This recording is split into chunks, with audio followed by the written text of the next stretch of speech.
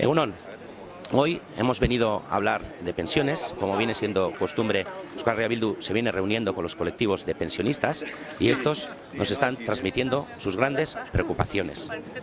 Nosotros hacemos nuestras estas preocupaciones porque entendemos que la justicia social y la dignidad implican que a nuestros mayores que han dado tanto por este país, por este pueblo y que han hecho tanto por nuestro bienestar colectivo, tienen que tener garantizadas unas pensiones para que puedan desarrollar una vida digna. Hoy en Araba, Vizcaya y Guipúzcoa hay 13.500 jubilados y jubiladas que tienen que completar sus pensiones con la renta de garantía de ingresos. De hecho, son el 25% de las personas que cobran la renta de garantía de ingresos.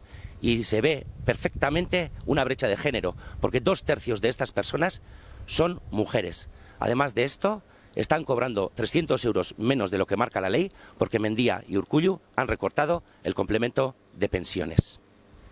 Esta es la foto real y esta es la foto que no podemos admitir. Y no valen excusas, no vale esconderse detrás de que no tenemos competencias. Este país tiene el potencial suficiente para garantizar unas pensiones mínimas de 1.080 euros para nuestros y nuestras mayores. Es una cuestión de voluntad y compromiso político.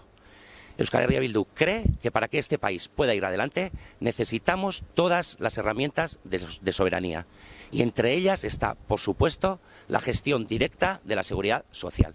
Esto es algo que tenemos que pelear, que tenemos que luchar constantemente en Madrid, pero mientras tanto tenemos que asegurar que complementamos las pensiones hasta ese mínimo de 1.080. Por eso Euskal Herria Bildu toma estos compromisos, los hace propios. Por una parte, complementar las pensiones hasta los 1.080 euros para acabar con las pensiones de miseria que hay en la actualidad y, por supuesto, caminar hacia un sistema vasco público de pensiones. Para eso pelearemos en Madrid, pondremos en primera línea de nuestra agenda el traspaso, la transferencia de la seguridad social. Es lo mínimo que se merecen nuestros y nuestras mayores y es lo mínimo que tenemos que ofrecer a esta sociedad para avanzar en dignidad y en justicia social.